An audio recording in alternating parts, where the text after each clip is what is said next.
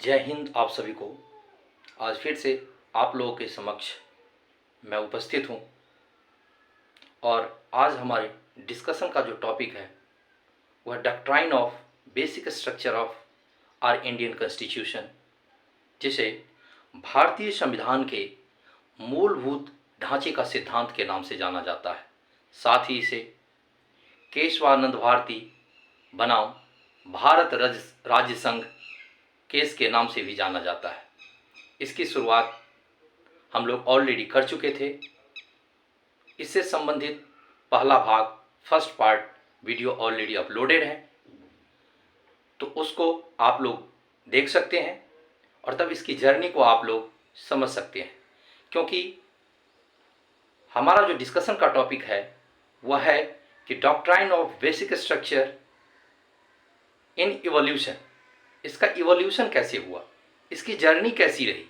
केशवानंद भारती का केस जो है जो 1973 में, और उस केस से जो मूलभूत ढांचे का सिद्धांत, बेसिक स्ट्रक्चर का सिद्धांत हमारे संविधान में प्रतिपादित किया गया, उसकी आखिर जर्नी क्या रही,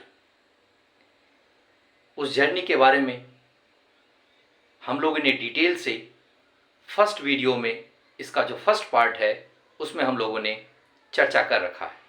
तो सेकेंड पार्ट को समझने से पहले आपको फर्स्ट पार्ट देखना होगा, सो दैट आपकी अंडरस्टैंडिंग एक कंक्रीट अंडरस्टैंडिंग होगी, एक बेसिक अंडरस्टैंडिंग होगी। तो आप उसको जाके देखें और तब आपको सेकेंड पार्ट में डॉक्ट्राइन ऑफ बेसिक स्ट्रक्चर कैसे हमारे संविधान में आया वह आपको समझ में आ जाएगा। इस कड़ी में जब हम लोगों ने डिस्कशन स्टार्ट किया था तो हम यह देखने की कोशिश किया था कि 1973 में जो केशवानंद भारती के नाम से जो केस प्रचलित है वह क्या पहली बार 1973 में इस तरह का केस माननीय सर्वोच्च न्यायालय के पास आया था, या इससे पहले भी इस तरह के किसी प्रकार की केस की सुनवाई उच्चतम न्यायालय कर चुके थे। तो इसी कड़ी में हम लोगों ने देखा कि इस तरह के केस सुप्रीम कोर्ट में पहली बार 1951 में 1951 में शंकरी प्रसाद बनाम भारत राज्य संघ के नाम से प्रस्तुत किया गया था, जो कि पहला संविधान संशोधन 1951 को चैलेंज कर रहा था। और उसमें भी मेन जो मुख्य जो बातें थी वह भूमि सुधार कानून से रिलेटेड ही था। उसमें माननीय सुप्रीम कोर्ट ने अपना क्या डिसीजन दिया और संविधान संशोधन की क्या व्याख्या की, वह इसके पहले भाग वाले वीडियो में ऑलरेडी डिस्कस है। इसके साथ इससे संबंधित मामला बेला बनर्जी बनाम पश्चिम बंगाल राज्य वाला केस जो था, जो चौथी संविधान संशोधन, फोर्थ कॉन्स्टिट्यूशनल अमेंडमेंट 1955 को चैलेंज किया गया था। उसमें क्या जजमेंट आया था उसका भी डिस्कशन ऑलरेडी हो चुका है। तीसरा बात जो इसी तरह के केस से रिलेटेड था वह था सज्जन सिंह बनाम राजस्थान राज्य। यह जो था यह 17वें संविधान संशोधन 1964, 17th कॉन्स्टिट्यूशनल अमेंडमेंट 1964 को चैलेंज किया गया था। इसकी भी हम विस्तृत चर्चा कर चुके हैं। लेकिन सबसे बड़ा टर्निंग पॉइंट, सबसे बड़ा मोड़ जो भारतीय संविधान की दिशा और दशा को बदल दिया वह था गोलकनाथ बनाम पंजाब राज्य। यह मामला उच्चतम न्यायालय के समक्ष सन 1967 1967 में आया और यह जो केस था यह भी 17वें संविधान संशोधन 1964 को ही चैलेंज कर रहा था। गोलकनाथ का मामला जो था वह बहुत ही महत्वपूर्ण इसलिए है क्योंकि इसमें जो माननीय सुप्रीम कोर्ट उच्चतम न्यायालय ने अपना डिसीजन दिया, वह डिसीजन पूर्ववर्ती के जो डिसीजन थे, शंकरी प्रसाद वर्मा, सज्जन सिंह, बेला बनर्जी, इन सब मामलों से संबंधित जो डिसीजन थे उसका विपरीत डिसीजन था। माननीय सुप्रीम कोर्ट इसमें अपने डिसीजन को पलट दिया और सिर्फ डिसीजन ही नहीं पलटा गया था, यह एक ऐसा मामला था जिसमें संविधान संशोधन की जो शक्ति संसद को प्राप्त है उस पर ग्रहण लगा दिया गया था। अब यह हम समझने की कोशिश करेंगे कि आखिर 17th कॉन्स्टिट्यूशनल अमेंडमेंट 1964 जो था उसकी मुख्य विशेषताएं क्या थी, जिसको गोलकनाथ के केस में चैलेंज किया गया था। तो हम समझते हैं 17th कॉन्स्टिट्यूशनल अमेंडमेंट 1964। इसमें मुख्य बातें जो थी वह थी कि भूमि सुधार से रिलेटेड बहुत सारे कानून को 9वीं अनुसूची में रख दिया गया था। इसमें पंजाब तथा राजस्थान के बहुत सारे भूमि सुधार लैंड रिफॉर्म एक्ट जो थे 9वीं अनुसूची में रखने से जुडिशियल रिव्यू से अपना संरक्षण प्राप्त कर लिया था। 9वीं अनुसूची में कुल 44 एक्ट जोड़े गए थे। साथ ही इस अमेंडमेंट में संपत्ति के अधिकार को भी स्पष्ट किया गया था। स्टेट ESTAT स्टेट जो होता है उसका डिफिनीशन क्लियर किया गया था। साथ ही निजी खेती के भूमि का अधिग्रहण राज्य बाजार मूल्य पर मुआवजा देने के बाद ही कर सकेगी, यह भी इसमें जोड़ा गया था। अब मामला गोलकनाथ वाला जो था, वह Golaknath Punjab land reform act जो था उसको चैलेंज किया था। गोलकनाथ जमींदार थे और पंजाब में एक कानून बना कि जिसके भी पास 30 एकड़ से ज़्यादा ज़मीन होगी उसका अधिग्रहण सरकार पब्लिक वेलफेयर के रूप में कर सकेगी। गोलकनाथ दो भाई थे, हेनरी गोलकनाथ तथा विलियम गोलकनाथ। इनके पास 500 एकड़ के करीब जमीन था। जब सरकार ने इसका अधिग्रहण किया तो यह अपने मौलिक अधिकार के हनन को लेकर डायरेक्टली सुप्रीम कोर्ट में याचिका दायर किया। इसकी सुनवाई 1967 में सुप्रीम कोर्ट द्वारा उस समय की सबसे बड़ी बेंच 11 जजों की संवैधानिक पीठ बैठी थी, जिसमें 6-5 से जजमेंट दिया गया था। और वह जजमेंट ऐसा जजमेंट था जो कि सरकार को, संसद को संविधान संशोधन की जो शक्ति थी उसको सीमित किया गया था। इस केस में सबसे बड़ी बात यह थी कि संसद को कहा गया कि संविधान का पार्ट 3 जो कि मौलिक अधिकार से संबंध रखता है, इसमें बदलाव करने की शक्ति नहीं है। ऐसा कहा गया कि भाग 3 इस संविधान का पवित्र भाग है। जैसे किसी मंदिर का पवित्र भाग उसका गर्भगृह होता है, सेंक्टम सेंटोरियम उसको कहा जाता है, वह होता है, उसे कोई टच नहीं कर सकता। उसी तरह संसद संविधान का संशोधन तो कर सकती है, लेकिन भाग 3 में कोई संशोधन नहीं कर सकती है। भाग 3 का हनन नहीं किया जा सकता है, अर्थात मौलिक अधिकार को संसद टच नहीं कर सकती है, छू नहीं सकती है। यही सबसे बड़ा ग्रहण था। और यह जब फैसला आया तो इस फैसले में सुप्रीम कोर्ट ने अपने पूर्ववर्ती के जो फैसले थे उसको पलट दिया। और सुप्रीम कोर्ट को यह अधिकार है कि पूर्ववर्ती में इस मामले से जो भी डिसीजन दिया होता है उसको चेंज कर सकता है। लेकिन 1967 का जो गोलकनाथ बनाम भारत राज्य संघ का मामला था, उसमें एक चीज और उभर कर आई जिसको कहा जाता है डॉक्ट्राइन ऑफ पर्सपेक्टिव रूलिंग। इसका मतलब है कि यह जो डिसीजन दिया गया है, जो संसद भाग 3 को नहीं छू सकती है, यह इस डिसीजन के बाद लागू होगा। इससे पहले संसद जो भी संशोधन कर चुका है भाग 3 में, वह लागू रहेगा, वह वैध होगा।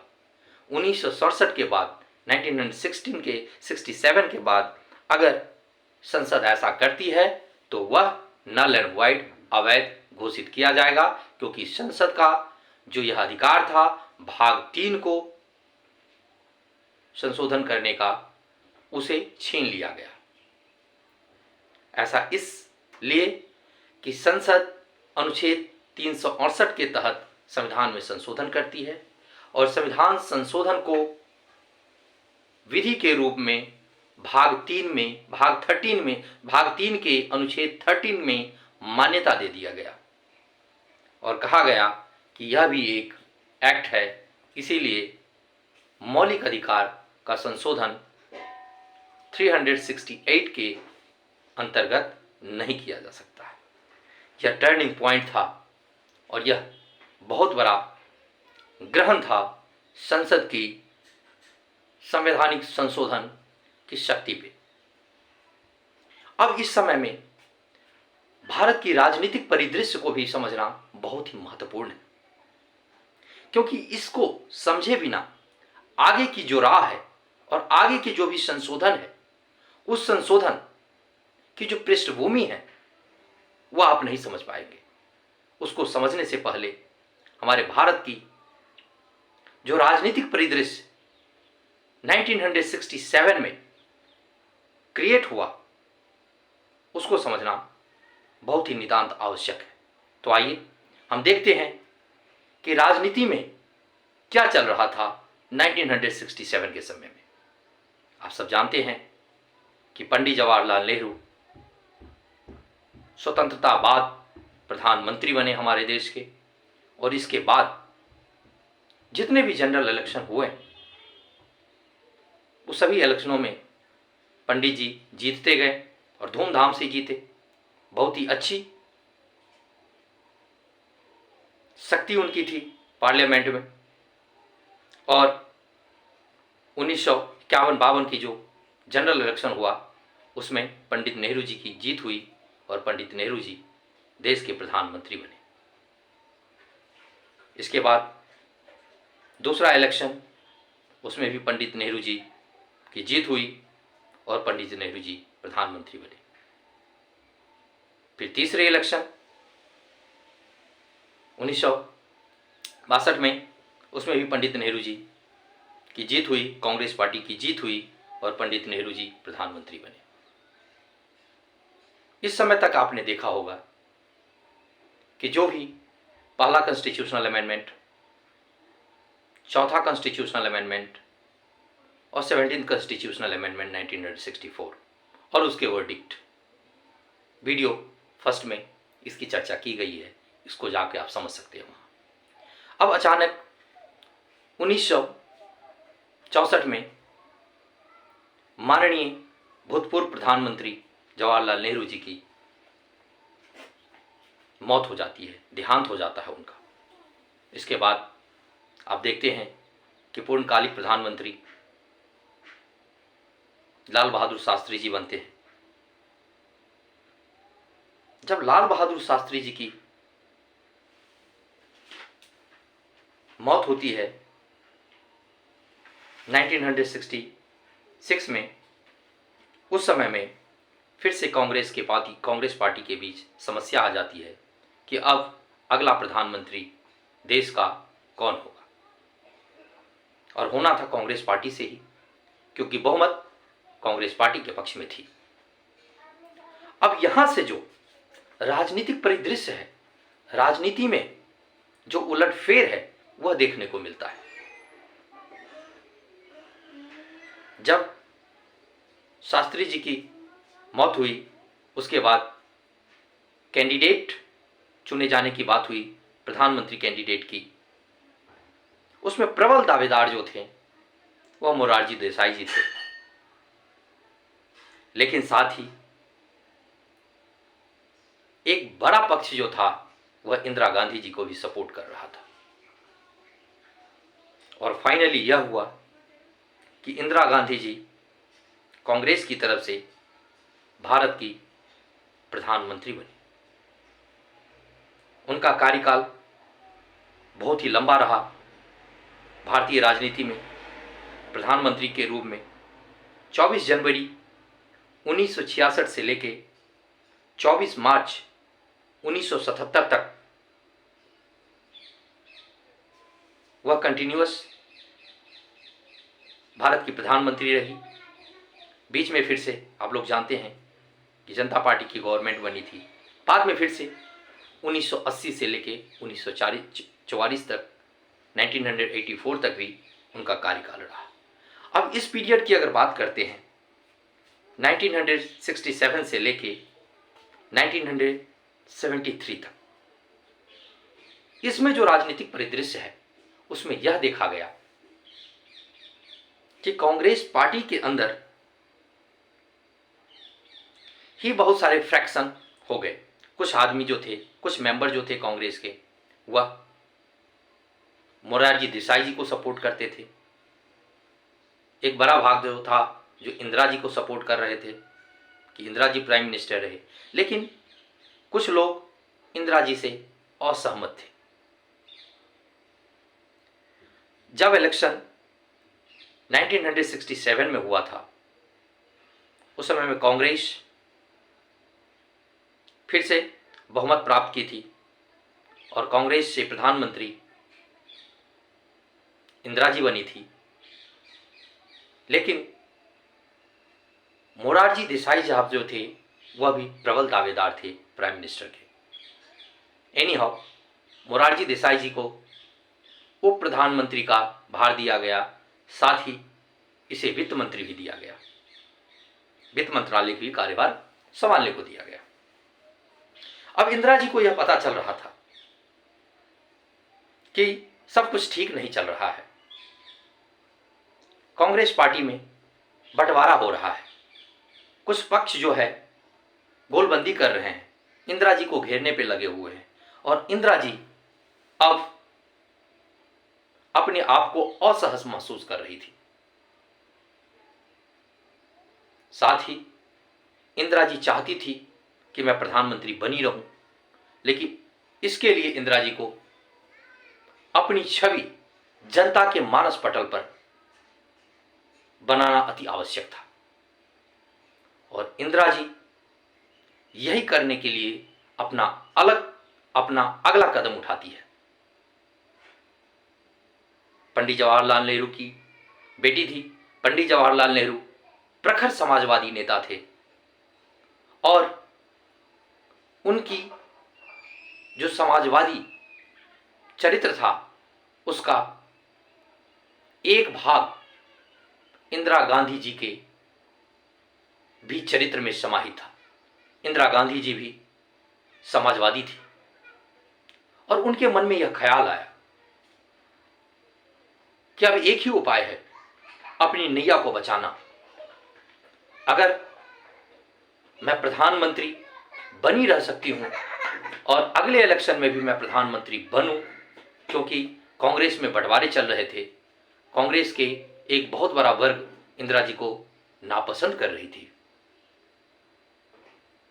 तब इंदिरा जी ने इसी समय अपना पासा जनता के बीच में फेंके और इंदिरा जी ने सोचा कि कुछ ऐसा काम किया जाए जिससे कि हमारी एक अच्छी छवि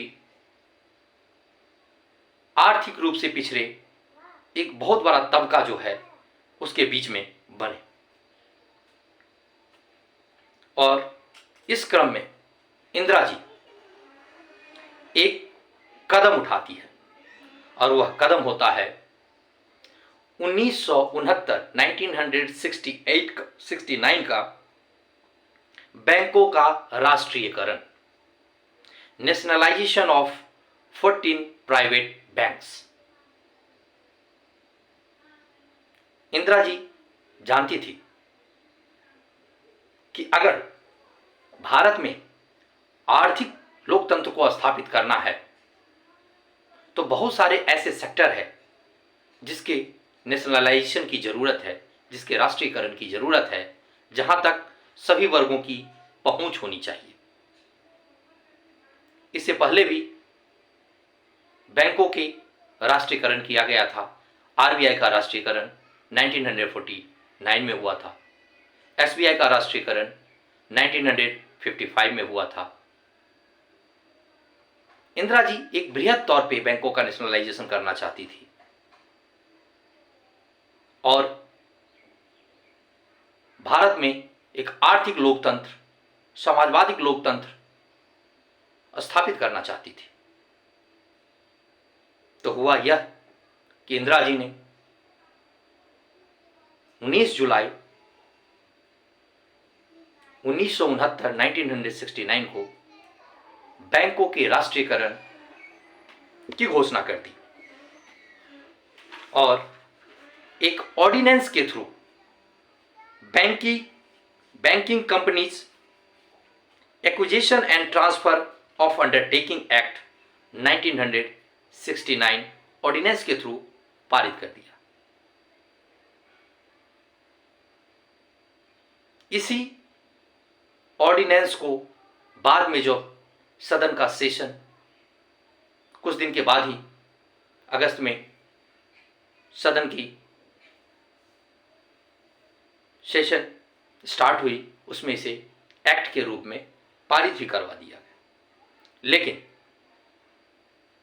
यह एक ऐसा मामला था जो मौलिक अधिकारों का, संपत्ति का जो अधिकार था उसका हनन कर रहा था।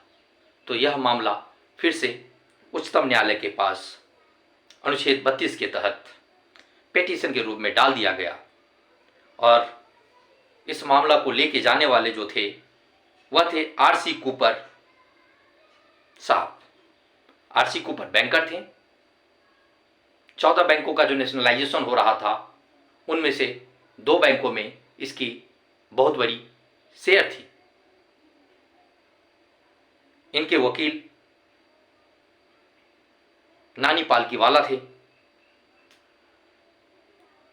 इनको सुप्रीम कोर्ट में चैलेंज किया गया इस एक्ट को और 11 जजों की फिर से संवैधानिक पीठ बैठी और उसमें यह हुआ कि फैसला आरसी कूपर के पक्ष में आया।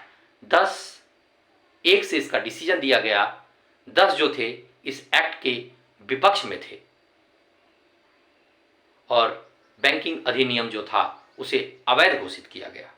यह पहला झटका था इंदिरा जी को उस कड़ी में जिसमें यह अपनी छवि भारतीय राजनीति में एक समाजवादी के रूप में प्रस्तुत करना चाहती थी जनता के मानस पटल पर। अब इंदिरा जी यहीं रुकी नहीं। इंदिरा जी ने दूसरा कदम उठाया और वह कदम था प्रीवी पर्स, जो कि देसी रियासतों के राजा महाराजा जो थे उनको एक हैंडसम अमाउंट पेंशन के रूप में दिया जाता था और वह भारत सरकार के संचित निधि से दिया जाता था। एक बहुत बड़ा अमाउंट इन राजा रजवाड़ों के खर्चों पर, इन राजा रजवाओं की सुविधाओं के लिए खर्च किया जाता था। इंदिरा गांधी जी इनको समाप्त करना चाहती थी। ये एक अच्छा कदम था क्योंकि जो आर्थिक रूप से पिछड़े तबके थे समाज में वह चाहते थे कि ऐसा हो, समाज में कुछ विशेष वर्गों की जो फैसिलिटी अवेलेबल है उनको नहीं मिले, ये सबों के बीच में बटे, तभी देश का आर्थिक उन्नति हो सकता है, समाजवाद स्थापित हो सकता है। लेकिन प्रिवी पर्स से रिलेटेड जो मामला था वह थोड़ा पेचीदा था। इसको एक्ट बना करके पारित करना मुश्किल था क्योंकि इसके लिए संविधान संशोधन की जरूरत थी। प्रिवी पर्स से रिलेटेड जो अनुच्छेद है वह संविधान में 291, 362, 366 ये सारे अनुच्छेद से रिलेटेड है। अतः इंदिरा गांधी जी एक स्टेप लेती है फिर से संविधान संशोधन करने की, और उन्होंने प्रिवी पर्स को हटाने के लिए संविधान संशोधन की प्रक्रिया संसद में स्टार्ट कर दी। हुआ यह कि यह जो बिल था प्रिवी पर्स को रिपील करने का, लोकसभा से तो पारित हो गया, लेकिन राज्यसभा में एक वोट के कारण यह पारित नहीं हो पाया और प्रिवी पर्स वाला जो बिल था वह एक्ट नहीं बन पाया। यह दूसरा झटका था इंदिरा गांधी जी के लिए। अब इंदिरा गांधी जी भंवर जाल में फंसी हुई थी। उधर गोलकनाथ का जो डिसीजन था वह संसद को संविधान संशोधन पर जो ग्रहण लगा दिया था, भाग 3 को छूने से मना कर रहा था, साथ ही यह जो कुछ भी जनताओं के लिए करना चाहती थी वह सारे जो बिल थे वह एक्ट में परिवर्तित नहीं हो रहे थे। संविधान संशोधन बिल भी पास नहीं हो रहा था। और यहां पर गौर कीजिएगा, यह पहला संविधान संशोधन बिल था जो राज्यसभा से पारित नहीं हो पाया था। अब क्या है, इंदिरा गांधी जी फिर से एक कदम लेती है, एक स्टेप आगे की तरफ बढ़ाती है और अनुच्छेद 366 में संशोधन करने की बात करती है। इसके लिए उन्होंने एक आदेश राष्ट्रपति जी से सिग्नेचर करवाती है जिसमें रूलर के डेफिनेशन को बदल देती है। यह मामला भी सुप्रीम कोर्ट के पास में जाता है। इनको लेके माधवराव सिंधिया जो हैं वह पहुंचते हैं और माननीय सुप्रीम कोर्ट उस आदेश को भी पलट देता है। अब होता यह है कि ये सारी घटनाएं 1969 में 1970 के दौर में घटित हो रही है। इंदिरा गांधी जी मध्यावधि चुनाव की घोषणा करती है। 1971 में जनरल इलेक्शन होता है। यह जो जनरल इलेक्शन है इसमें इंदिरा गांधी जी की अग्नि परीक्षा थी। लेकिन इंदिरा गांधी जी जो ये सारे कदम जो उठाई थी जिनमें उसे विफलता हाथ लगी थी, जनताओं के मानस पटल पे इनकी एक अच्छी छवि बन गई थी कि इंदिरा जी तो आर्थिक लोकतंत्र, सामाजिक लोकतंत्र को स्थापित करना चाहती है, लेकिन सुप्रीम कोर्ट में चैलेंज होने से ये सारी चीजें आगे नहीं बढ़ पाती है। अब इंदिरा जी इसी को भुनाने का काम किया। जब 1971 का जनरल इलेक्शन हो रहा था, इंदिरा जी ने लोगों के बीच में अपना मत स्पष्ट की और बताया कि मैं सबों के हित के लिए काम करना चाहती हूं, मैं देश के हित के लिए काम करना चाहती हूं, देश में आर्थिक उन्नति हो, सबों को रोजगार मिले, गरीबी मुक्त हो, यह सारी चीज मैं करना चाहती हूं, लेकिन हमारे हाथ बंधे हुए हैं। जब तक आप हमें पूर्ण बहुमत नहीं दीजिएगा, भारी मतों से हमें अगर नहीं जिताइएगा, तो ये सारी चीजें मैं नहीं कर पाऊंगी। और जनता ने इंदिरा गांधी जी का स्वागत किया और 1971 के इलेक्शन में इंदिरा गांधी जी बड़े ही धूमधाम से विजय हुई और फिर से देश की प्रधानमंत्री बनी। इसी बीच में आप देखेंगे कि 1971 में बांग्लादेश के साथ पाकिस्तान का जो वार चला था, उसमें इंदिरा जी अपनी एक अहम भूमिका प्ले की जिसके तहत बांग्लादेश एक अलग राष्ट्र बना। इससे भी भारतीय लोगों के बीच में इंदिरा जी की एक अच्छी छवि गई और इंदिरा जी को उस समय दुर्गा का अवतार माना गया। लोग ऐसा कहने लगे कि India is Indira and Indira is India. अब इंदिरा गांधी जी का मनोबल सातवें आसमान पे था। इंदिरा गांधी जी एक बहुत ही शक्तिशाली प्रधानमंत्री के रूप में संसद में, लोकसभा में अपना प्रतिनिधित्व कर रही थी। अब था क्या? था यह कि इंदिरा गांधी जी जिस छवि से, जिन सारी बातों को लेकर एक बहुत बड़ी जीत हासिल की थी, उनको पूरा करना था। और इंदिरा गांधी जी अब अपना स्टेप फिर से आगे बढ़ाती है और संविधान संशोधन की प्रक्रिया करने की कोशिश करती है। लेकिन गोलकनाथ के केस में 1967 में जो जजमेंट आया था, उस जजमेंट के तहत यह था कि मौलिक अधिकार को छुआ नहीं जा सकता है, मौलिक अधिकार को न्यून नहीं किया जा सकता है। अब यह सबसे बड़ी विकट परिस्थिति थी। यह ग्रहण जो था, यह बार बार इंदिरा जी को परेशान कर रहा था। अब इंदिरा जी इसका सॉल्यूशन ढूंढने में लगी थी। इसी बीच इंदिरा जी को भारत के अटॉर्नी जनरल जो थे, उन्होंने एक सलाह दिया कि मैडम, ऐसा करते हैं कि ठीक है, संविधान के संशोधन के लिए जो शक्ति है उसको सीमित तो कर दिया माननीय सुप्रीम कोर्ट ने, भाग 3 को तो हम नहीं छू सकते, लेकिन भाग 3 को न छूते हुए भी हम संविधान संशोधन कर सकते हैं और उसमें भाग 3 में जो सारी चीजें हैं उससे हम अपने आप को बचा सकते हैं। जैसे भाग 3 को माननीय सुप्रीम कोर्ट ने सेंक्टम सेंक्टोरियम कहा, तो ठीक है, भाग 3 से संविधान में हम घुसेंगे नहीं, संविधान में हम प्रवेश नहीं करेंगे, संविधान संशोधन की प्रक्रिया स्टार्ट नहीं करेंगे, लेकिन इसके और सारे रास्ते हैं जिसके तहत हम संविधान की भाग 3 में घुस सकते हैं। वह प्रक्रिया क्या था?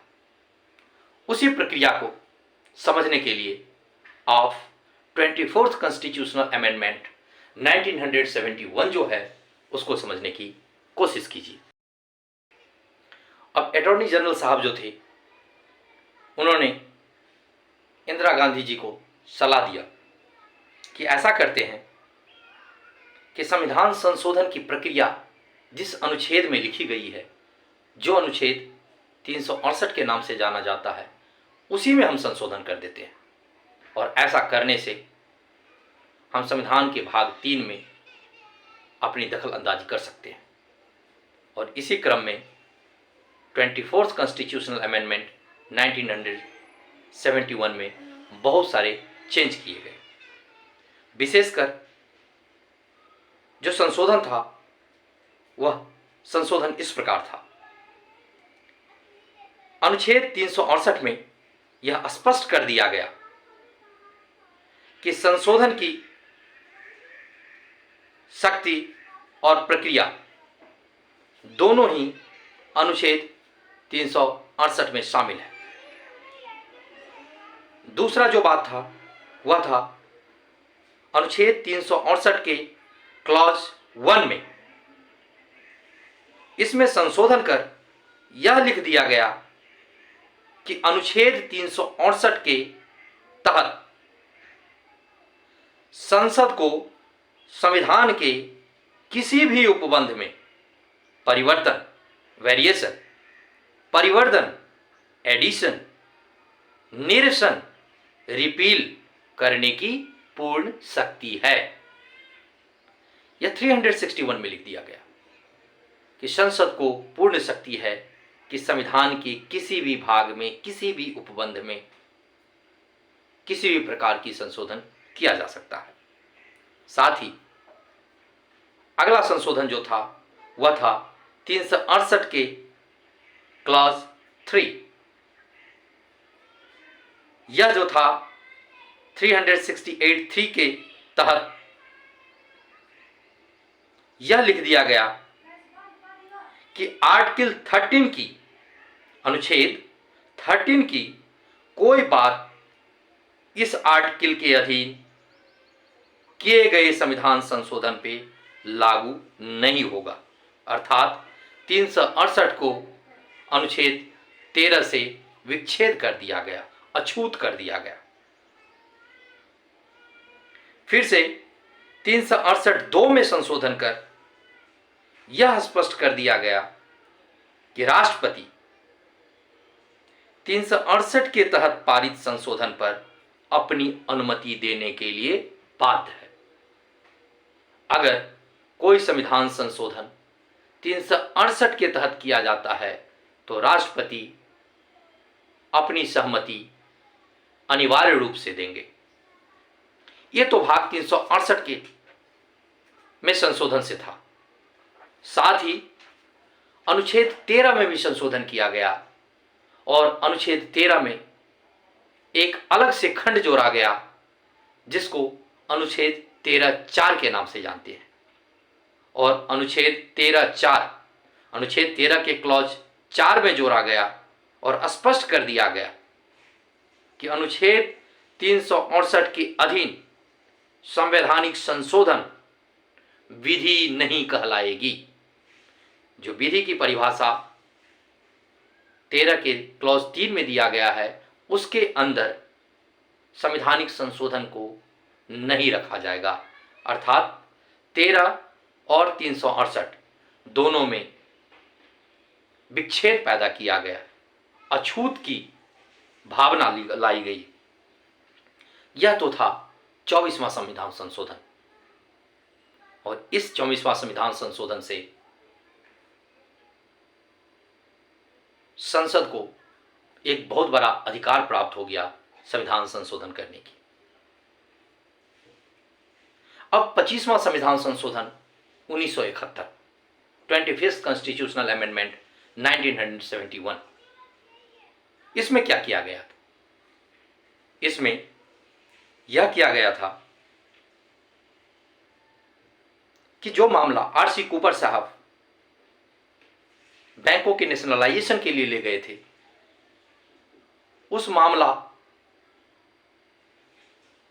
को पूरी तरह खारिज करने के लिए, उस प्रकार के ग्रहण को हटाने के लिए 25th कॉन्स्टिट्यूशनल अमेंडमेंट 1971 को लाया गया था।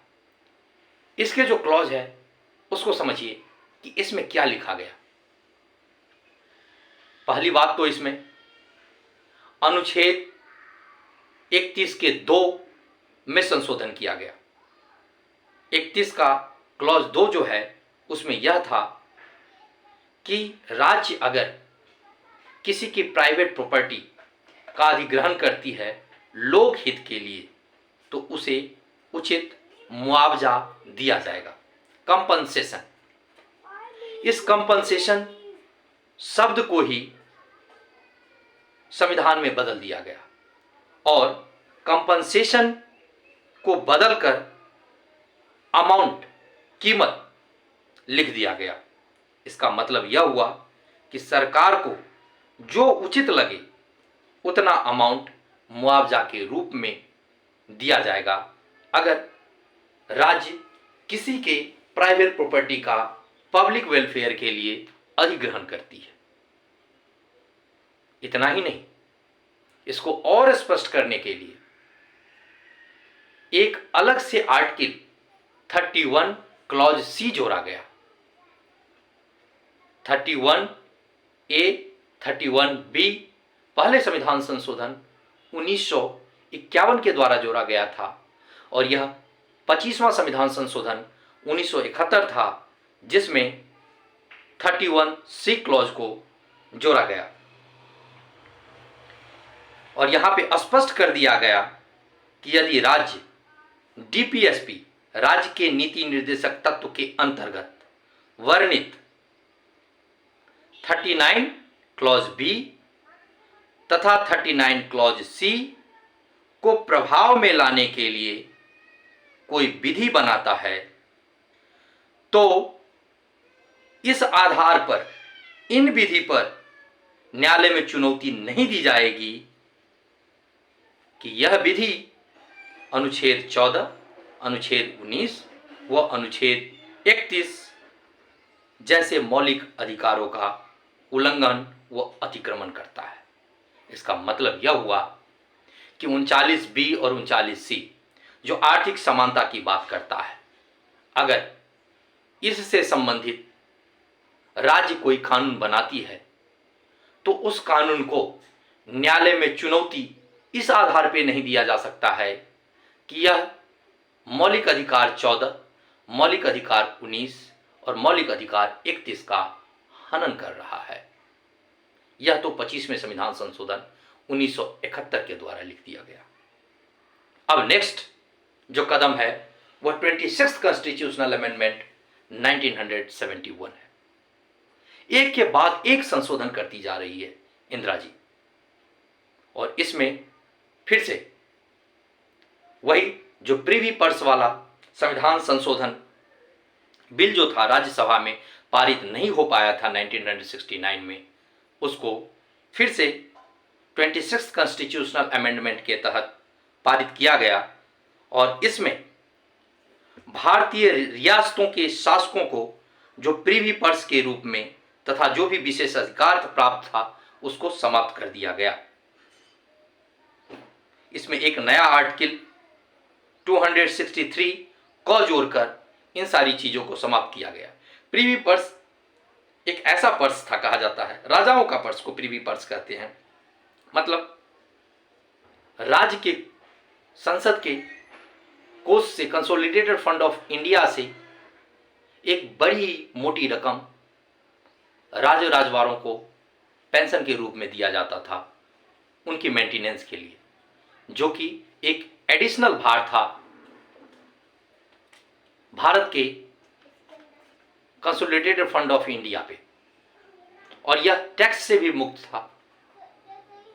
यह चार्ज्ड एक्सपेंडिचर था। इसका मतलब यह था कि इस एक्सपेंडिचर पे वोटिंग भी नहीं की जा सकती थी। जो तय था उतना amount consolidated fund of India से निकलकर इन राजो राजवारों के पेंशन के रूप में चला जाता था। इसको खत्म करने का काम 26th कॉन्स्टिट्यूशनल अमेंडमेंट 1971 से किया गया।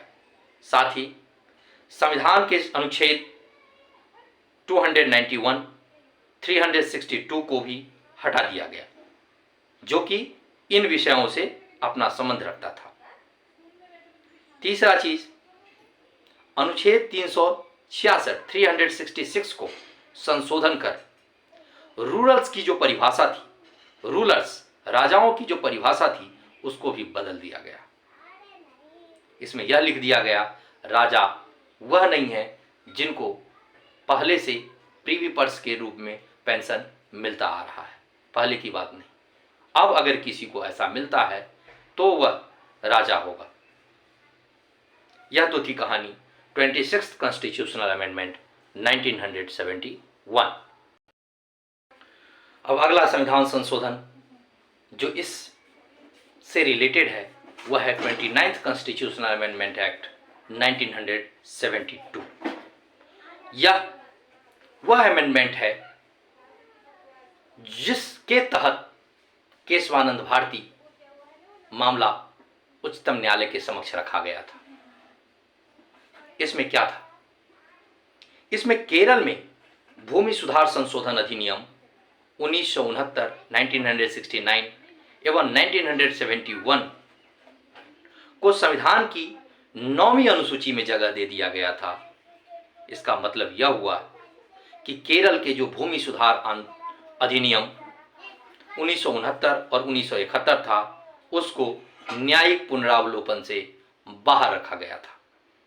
9वीं अनुसूची इसीलिए जोड़ा गया था जो भी कानून इससे रिलेटेड इसमें शामिल कर दिया जाएगा वह न्याय के पुनरावलोकन की प्रोसेस में नहीं आएगा। अब देखते हैं कि इतने सारे संशोधन वन बाय वन संविधान में इंदिरा गांधी जी के द्वारा किया गया। अब सुप्रीम कोर्ट इस ताक में थी कि कोई मामला हमारे पास आए और हम जितने भी संविधान संशोधन अभी किए गए हैं उन सब पे रिव्यू करें।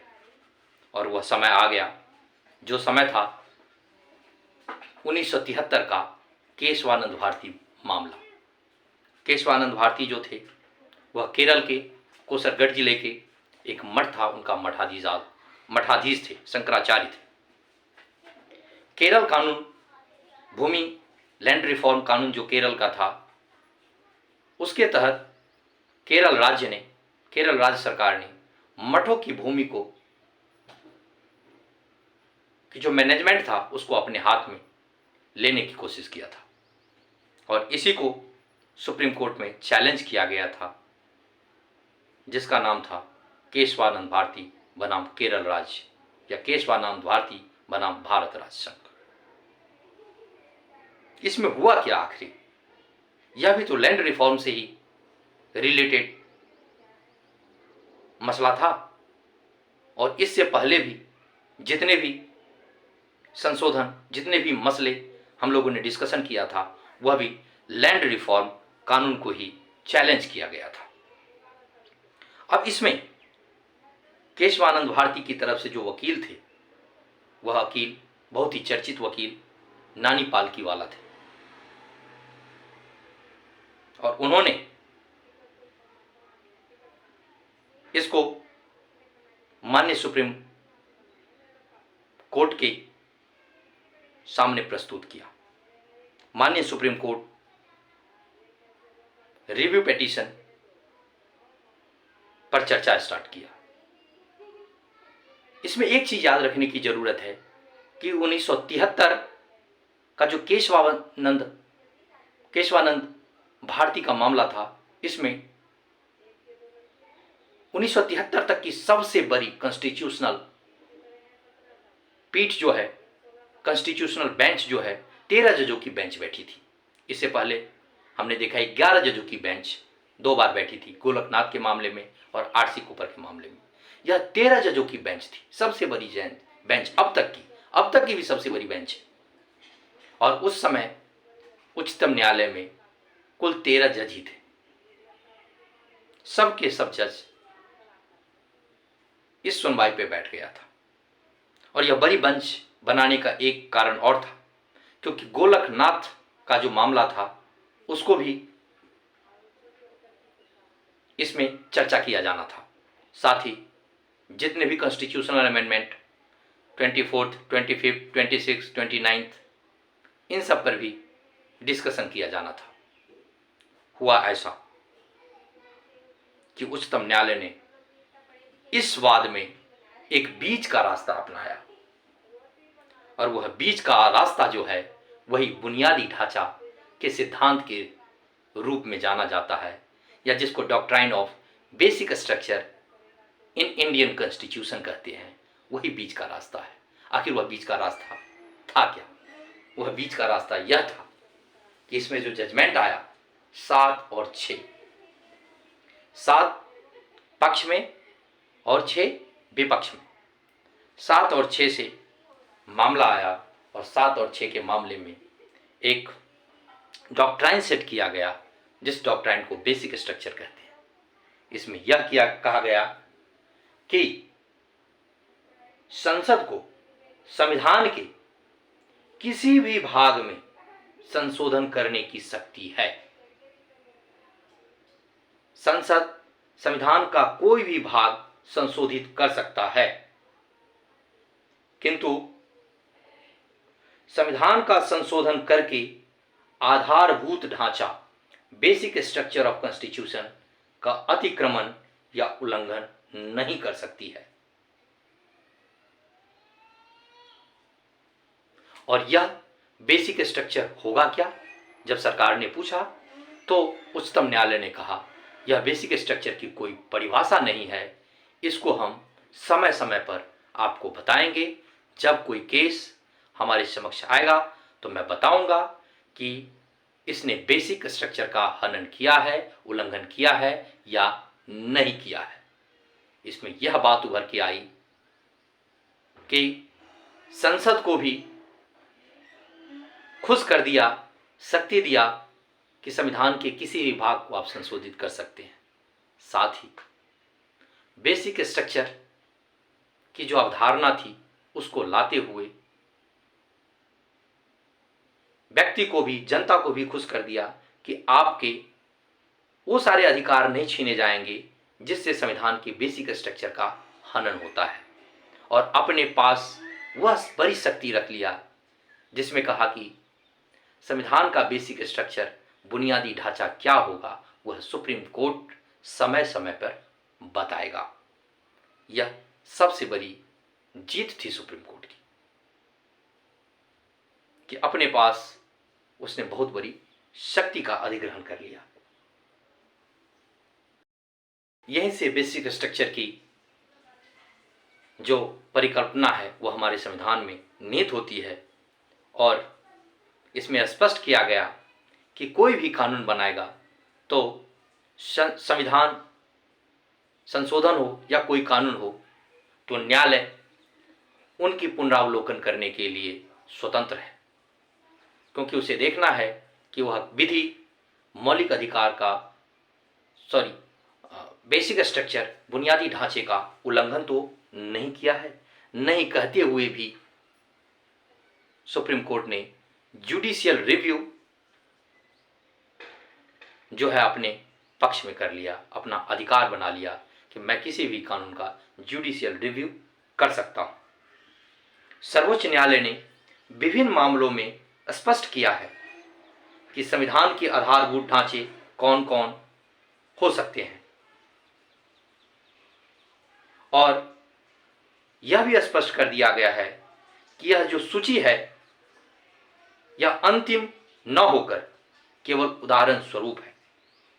न्यायालय समय समय पर कुछ तत्वों को इस सूची में शामिल करता रहा है और आगे भी कर सकता है। इसी कड़ी में बेसिक स्ट्रक्चर से रिलेटेड जो अवधारणाएं हैं, जो ढांचे हैं, उसमें कुछ तत्वों को शामिल भी कर लिया गया है, जैसा कि संविधान की सर्वोच्चता, विधि का शासन, रूल ऑफ लॉ, यह संविधान का बेसिक स्ट्रक्चर है। शक्तियों का पृथक्करण, सेपरेशन ऑफ पावर, यह भी संविधान का मूल ढांचा है। संविधान का संघात्मक स्वरूप, federal structure of Indian constitution, स्वतंत्र व निष्पक्ष चुनाव प्रणाली, रिपब्लिकन ढांचा, गणतंत्रात्मक पद्धति, सरकार का संसदीय स्वरूप, पार्लियामेंट्री फॉर्म ऑफ गवर्नमेंट, देश की संप्रभुता, सॉवरेंटी ऑफ द कंट्री, न्यायपालिका की स्वतंत्रता तथा न्यायिक पुनरावलोकन। न्यायिक पुनरावलोकन को भी इन्होंने बेसिक स्ट्रक्चर ऑफ कॉन्स्टिट्यूशन माना और यह न्यायिक पुनरावलोकन को बेसिक स्ट्रक्चर ऑफ कॉन्स्टिट्यूशन एक वामन राव का मामला था 1981 में, जिसके तहत सुप्रीम कोर्ट ने यह कहा कि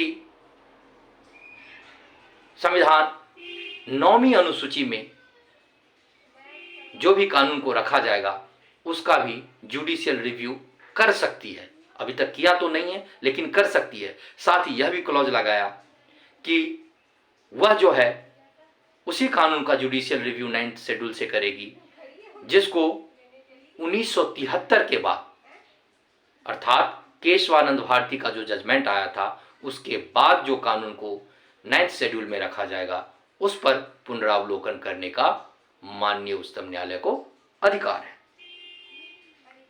साथ ही संसद की संविधान में संशोधन करने की सीमित शक्ति, मतलब संसद संविधान में संशोधन कर सकती है लेकिन वह शक्ति सीमित है, यह भी बेसिक स्ट्रक्चर में आता है और यह मामला तब आया था, तब इसको बेसिक स्ट्रक्चर में इंक्लूड किया गया था। एक मामला था मिनर्वा मिल्स 1980। इसके तहत सुप्रीम कोर्ट ने यह सुस्पष्ट कर दिया कि संसद को अनलिमिटेड पावर नहीं है संविधान संशोधन करने की, सीमित पावर है, क्योंकि संविधान संशोधन की सीमित पावर भी बेसिक स्ट्रक्चर में ही इंक्लूडेड है।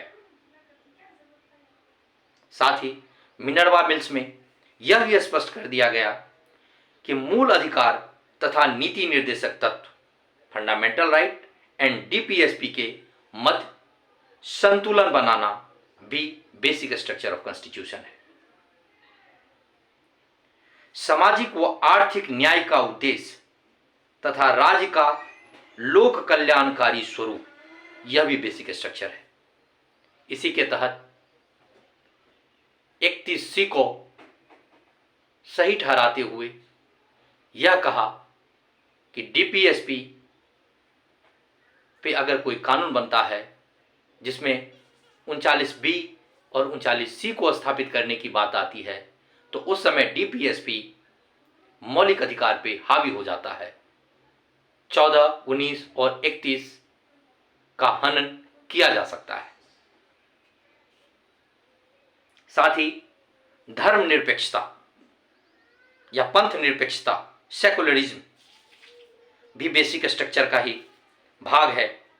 और यह मामला, यह जो बेसिक स्ट्रक्चर को, सेकुलरिज्म को बेसिक स्ट्रक्चर जब माना गया, यह था SR बोमई 1994 का मामला, जिसमें धर्मनिरपेक्षता को basic structure of our constitution कहा गया। साथ ही इसमें लोकतंत्र, संघवाद, यह जो था, ये सारी चीजें बेसिक स्ट्रक्चर में निहित है। और यहीं से बेसिक स्ट्रक्चर का डॉक्ट्राइन जो है, वह सिद्धांत हमारे संविधान में आया और आज तक यह चल रहा है। बेसिक स्ट्रक्चर के आधार पर ही आप देखते हैं कि national judicial appointment committee NJC का गठन किया गया था, एक एक्ट पारित किया गया था संसद के द्वारा, लेकिन 2014-15 में, लेकिन माननीय सुप्रीम कोर्ट ने इसको बेसिक स्ट्रक्चर के वायलेशन के दुहाई देते हुए खारिज कर दिया था। इस प्रकार हम लोगों ने यह डिस्कशन किया कि बेसिक स्ट्रक्चर का जो जर्नी है, जो इवोल्यूशन है, वो हमारे संविधान में कैसा रहा, इसकी जो जर्नी है वह किस तरह से आगे बढ़ी, और आज बुनियादी ढांचा हमारे संविधान की रक्षा करता है। यह होना बहुत ही जरूरी है किसी लोकतंत्रात्मक देश के लिए। यह राज्य को निरंकुश होने से रोकता है। अतः मैं समझता हूं कि दोनों वीडियो को अगर आप लोग देखेंगे, सुनेंगे, तो आपको बेसिक स्ट्रक्चर, बुनियादी ढांचे का सिद्धांत जो है वह भली भांति समझ में आ जाएगा। जय हिंद, जय भारत।